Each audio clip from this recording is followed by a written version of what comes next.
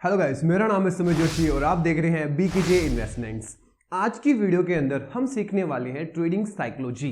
मतलब कि आपका क्या माइंडसेट होना चाहिए अगर आप मार्केट के अंदर आ चुके हो तो भी, अगर आप मार्केट के अंदर आना चाहते हो तो भी, और अगर आप मार्केट में आए हुए 6-7 महीने हो चुके हैं लेकिन आपको डर लग रहा है, पजल्ड हो, लॉस लग रहे हैं, इन सब के बारे में आपका माइंडसेट क्या होना चाहिए, आपकी साइकोलॉजी क्या होनी चाहिए, उसके ऊपर ये वीडियो है। बिल्ड होगी आपकी साइकोलॉजी, एक नए तरीके की सोच पनपेगी और साथ में आपके मन अंदर मोटिवेशन आएगा। गारंटी लेता हूं अगर ये वीडियो आप पूरी देखोगे तो।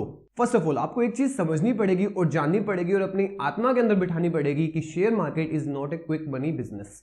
शेयर मार्केट के अंदर इनिशियल बेसिस पे भले ही आपको प्रॉफिट हो सकता है, but that will be just because of your luck, nothing else. Share market के अंदर बहुत पापड़ झेलने पड़ते हैं, हमेशा याद रखना। हाँ, शेयर मार्केट आपको पैसा बहुत देगा, आपकी लाइफ को ना फर्श से अर्श पर लेके चला जाएगा, आपकी जिंदगी में टर्निंग पॉइंट बनेगा, आपकी जितने भी ड्रीम्स हैं वो सब के सब फुलफिल करने की कैपेसिटी रखता है। Biggest business of the world, सबसे बड़ा बिजनेस जो है वो शेयर मार्केट है। फैक्ट्री लगा लो, मैन्युफैक्चरिंग कर लो, कुछ भी कर लो, उससे भी बड़ा बिजनेस है शेयर मार्केट। बड़े से बड़ा जो धुरंधर है ना, चाहे वो देश का हो चाहे विदेश का हो, वो शेयर मार्केट में काम करता है बिकॉज इससे बहुत ज्यादा पैसा मिलता है। बात ये है कि इसको समझनी, आपको भी पता है मोस्टली हमारे कंट्री के अंदर शेयर मार्केट की एक अच्छी नजर नहीं है। मतलब कि अभी भी लोग समझने लगे हैं लेकिन स्टिल इसको जुआ मानते हैं। क्यों मानते हैं? बिकॉज, और एक 90% आपने सुना होगा कि 90% लोग शेयर मार्केट में लॉस करते हैं। उसका रीजन भी बता देता हूं वो क्यों होता है। क्योंकि शेयर मार्केट के अंदर लोग रुकते नहीं है, आपको रुकना पड़ेगा, आपको टाइम स्पेंड करना पड़ेगा। एक चीज हमेशा याद रखना, कोई सा भी बिजनेस बिना इन्वेस्टमेंट के नहीं होता है। अब इन्वेस्टमेंट आपका वो नहीं है जो आप कैपिटल 50,000 की, 1 लाख की, 10,000 की, 20,000 की या 10 लाख की जो आप लेकर आए हो, that is not your investment. एक एग्जाम्पल के थ्रू समझाता हूं। एक बिजनेस आप स्टार्ट करते हो, सपोज दैट कि आपने एक रेस्टोरेंट का बिजनेस स्टार्ट किया। आपके शुरू के अंदर तो ग्राहक एकदम से नहीं आने लगेंगे ना।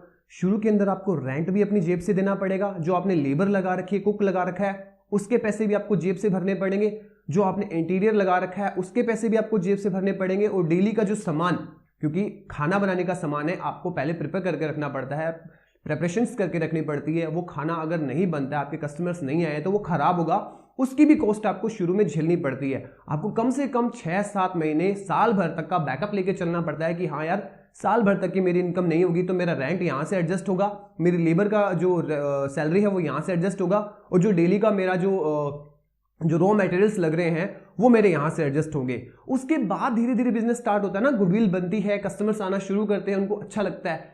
सेम मार्केट के अंदर है। अब मार्केट के अंदर कोई सैलरी किसी को देनी नहीं है, रेंट किसी का देना नहीं है, लेकिन आपका इन्वेस्टमेंट क्या हुआ, शुरू का आपका बैकअप क्या हुआ? शुरू के अंदर जो आपको लॉस लग रहे हैं ना, that is your initial investment. अपने लॉस को कभी भी लॉस मत समझो, उसको शुरुआत में मार्केट में समझने का और सीखने का फीस समझो।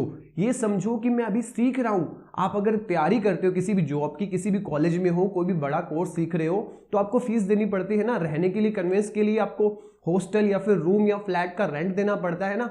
आने जाने के लिए बस का किराया देना या फिर अपने व्हीकल का जो पेट्रोल है उसका देना पड़ता है। बुक्स खरीदनी पड़ती है, टीचर्स के सामने आपको जो प्रिपेयर करना है उसके लिए आपको उसकी ट्यूशन फीस देनी पड़ती है। सब कुछ का लगता है ना। उसके बाद आप एक पोजीशन पे आकर एक जॉब ग्रैब करते हो। उसी तरीके से शेयर मार्केट में भी आप कैसे सोच सकते हो कि आपने पैसा लगाया और आपको डायरेक्ट पैसा मिल जाएगा, और अगर लॉस हो गया तो ये कैसे सोच सकते हो कि यार नहीं, ये तो काम का धंधा नहीं है। नहीं, शुरू के अंदर आपको लॉस झेलना पड़ेगा।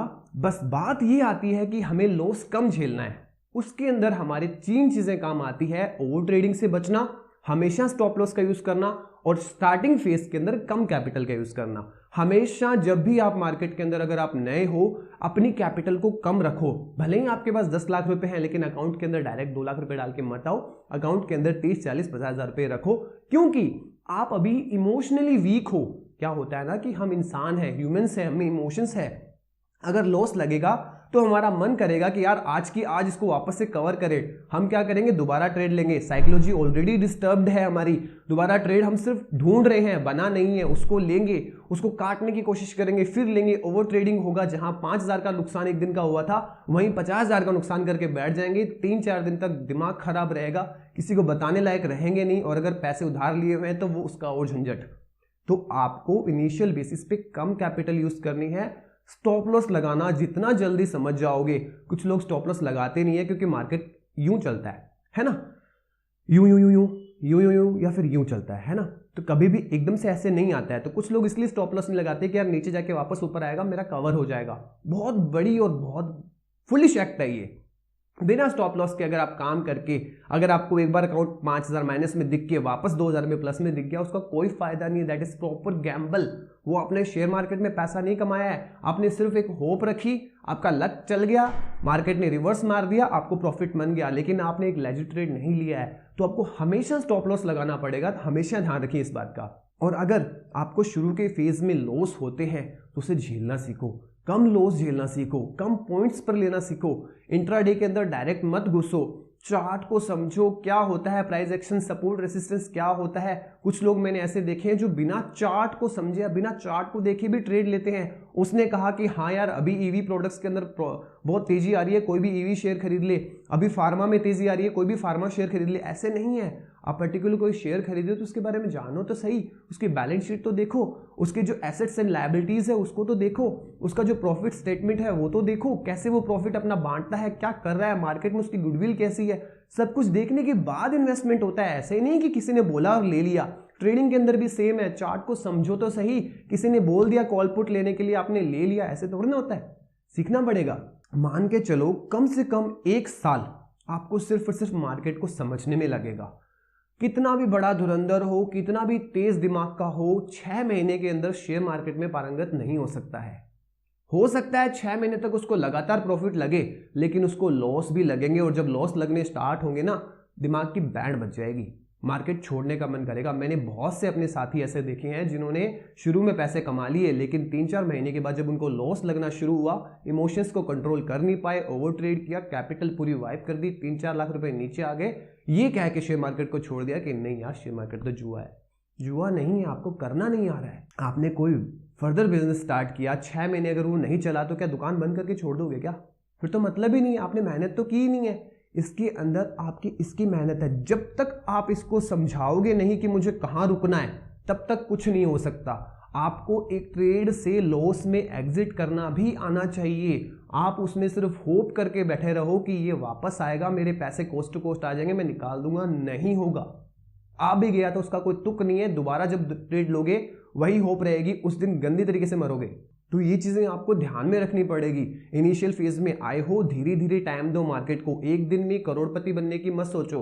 और जो ऑप्शंस में काम करते हैं माय डियर, आप प्लीज छोटे लॉट्स में काम करो। अगर आपने इनिशियल मार्केट में शुरुआत की है, आते ही 5-5, 6-6 लॉट लालच में मत लो कि हाँ यार एक दिन में 15,000 रुपये कमाने, एक दिन में 20,000 रुपये कमाने। नहीं, आप सोचो तो सही। लोग इतनी मेहनत करके 9 बजे से लेकर 5 बजे तक घड़ी करके उसके बाद 25 से 30,000 रुपये महीने के कमाते हैं। आपको एक दिन में चाहिए, वो भी बिना मेहनत के, वो भी बिना सीखे। कैसे मिल जाएंगे? अगर मिल भी रहे हैं तो अगले दिन उससे डबल खा जाओगे वापस। ऐसे नहीं होता है। प्रॉपर सीखो, और एक बार सीखने के बाद उसके बाद जन्नत ही जन्नत है। उसके बाद तो आपके पास 10,000 रुपये भी कोई आपको दे जाएगा ना, उस 10,000 के भी दिन के 5,000 रुपये कर लोगे आप, क्योंकि आपको आता है, आपको पता है कैसे करना है, इस पर काम करना है। जिम वाली सी बात है, जैसे बोलते हैं ना कि जिम के अंदर जो अपने एक्सरसाइज करते हैं that is only 30%, 70% is your diet. Same आपका जो नॉलेज है, थ्योरेटिकल नॉलेज है, that is just 10% of whole share market. 80% आपका साइकोलॉजी और आपका माइंड है कि आप मार्केट में रुकते कैसे हो। डेली 9:15 से 3:30 बजे तक आपको मार्केट देखना ही पड़ेगा, ताकि नेक्स्ट दिन जब आप ट्रेड करो तो आपको बिना लाइन खींचे, बिना ट्रेंड लाइन बनाए, बिना कोई हॉरिजॉन्टल लाइन बनाए, आपको पता हो कि मार्केट इस जगह रुका था, यहां पर मेरे को या तो ट्रेड लेना है या फिर ट्रेड से एग्जिट होना है, क्योंकि वापस रुक सकता है। और एक चीज हमेशा याद रखना, बड़े से बड़ा ट्रेडर, बड़े से बड़ा इन्वेस्टर, बड़े से बड़ा आदमी जो करोड़ों का बिजनेस करता है, वो भी शेयर मार्केट के बारे में कभी प्रिडिक्ट नहीं कर सकता। शेयर मार्केट में प्रिडिक्शंस नहीं होते हैं, बस अपनी नॉलेज होती है, अपने आइडियाज होते हैं जिनके ऊपर काम करते हैं। स्टॉप लॉस, टारगेट, कुछ ऐसी चीजें होती है जिससे हम कम लॉस के अंदर बड़ा प्रॉफिट लेने की कोशिश करते हैं। इसके अंदर आपको कम पैसा देकर बड़ा पैसा लेकर एवरेजली आपको छोटा सा पैसा अपने लिए रखना होता है, दैट इज योर प्रॉफिट। इस तरीके से शेयर मार्केट काम करता है। और अगर आप शेयर मार्केट को जुआ कह रहे हो तो लाइफ में एक गवर्नमेंट जॉब को छोड़कर जितनी भी चीजें हैं सब जुआ है। प्राइवेट जॉब कर रहे हो, अगर आप मेहनत नहीं करी, आपकी बॉस से लड़ाई होगी या किसी और से लड़ाई होगी, आप फायर हो जाओगे। बिजनेस खोल रखा है, काम नहीं चला, कस्टमर्स नहीं आए, वो तो जुआ ही है ना। क्या भरोसा है कस्टमर आ जाएंगे? आपके 2-3 दोस्त है वो डेली आ जाएंगे, मान लिया, उससे काम नहीं चलेगा ना। तो उसी तरीके से शेयर मार्केट है, शेयर मार्केट जुआ नहीं है। और जुए की अगर बात करें तो हमारा हर सेकंड एक जुआ है, क्योंकि फ्यूचर में क्या होगा किसी को नहीं पता। हमारे कस्टमर्स आएंगे कि नहीं आएंगे नहीं पता, कल को हमारी बिक्री होगी कि नहीं होगी नहीं पता, कल को हमारी मैन्युफैक्चरिंग यूनिट चलेगी कि नहीं चलेगी नहीं पता, कल को हमारे ब्रांड को कोई और ओवरकम कर गया तो हमारा क्या होगा नहीं पता। तो वो भी तो जुआ ही हो गया ना। तो इस तरीके से बोलना कि शेयर मार्केट एक जुआ है, वेरी बैड। आपने कुछ किया नहीं, मेहनत की नहीं, इनिशियल बेसिस पर आपको कुछ पता नहीं है। मेरे से लिखवा लो, 90% लोग जो शेयर मार्केट को जुआ बोलते हैं उन्हें सिर्फ इतना पता है कि शेयर मार्केट के अंदर कोई चीज़ खरीदते हैं, बढ़ती है तो प्रॉफिट हो जाता है, घटती है तो लॉस हो जाती है। क्या शेयर मार्केट इतना ही है? अगर इतना ही है तो intraday, swings, options, sellers, futures and options, option selling, इतनी सारी चीज़ें हैं मार्केट के अंदर। इंट्राडे है, इन्वेस्टमेंट्स है, बहुत सारी चीज़ें हैं। कहाँ गई वो? उनके बारे में तो उनको पता ही नहीं। उनको तो इतना ही नहीं पता कि हम पहले सेल करके भी प्रॉफिट कमा सकते हैं, बाद में बाय करके गिरते हुए मार्केट में भी प्रॉफिट कमाए जाते हैं। उनको पता ही नहीं है। उनको सिर्फ इतना पता है कि यार मार्केट गिर रहा है, लोगों का नुकसान हो रहा है, तेरे तो बहुत नुकसान होगा रहा। क्यों? क्योंकि उनको पता ही नहीं है। तो उनसे क्यों अपने आप को डाइवर्ट करना, क्यों उनकी कही सुनी बातों से अपने मन को खराब करना? क्विट ना करना is the biggest success point of share market. हमेशा याद रखना, क्विट नहीं करना है। अगर आ गए हो, करियर बनाना है, क्विट नहीं करना। और लिखवा लो मुझसे, ऐसा बिजनेस है कि अगर 2-3 साल तक टिक गए तो लाइफ चेंज हो जाएगी। जो लोग आपको बोलते थे कि ये क्या कर लेगा, ये तो घर पे बैठा रहता है, कोई पैसा बनता है क्या, जुआ करता है, ये करता है, वो करता है, फलाना जिनका, वो लोग आपसे पूछेंगे कि यार हमें बता दो, हमें ही सिखा दो। फैक्ट है ये, क्योंकि ये चीज़ मैं झेल चुका हूँ और ये चीज़ मेरे सामने आ चुकी है। तो ये फैक्ट है, प्रैक्टिकल बता रहा हूँ। डर सबको लगता है मार्केट के अंदर, जब शुरू के अंदर जब लॉस लगने शुरू होते हैं डर लगता है, कैंडल्स को देखकर डर लगता है, धक धक करता है, ट्रेड नहीं ले पाते हैं, लेकिन रुकना पड़ेगा, इस पर ही तो काम करना है। तो ये था आज का साइकोलॉजिकल पार्ट, जिसके अंदर मैंने बेसिक्स आपको बताया कि कैसे करना है। अगर किसी चीज़ की प्रॉब्लम आ रही है कि हाँ यार मैं यहाँ पर फंस रहा हूँ, अपने आप को कैसे स्ट्रॉन्ग करूँ, कमेंट में लिख देना, या तो कमेंट में बताने की कोशिश करूँगा, या फिर मेरे को लगा कि टॉपिक एक्सप्लेन करने वाला है तो I will make a video. Thank you so much.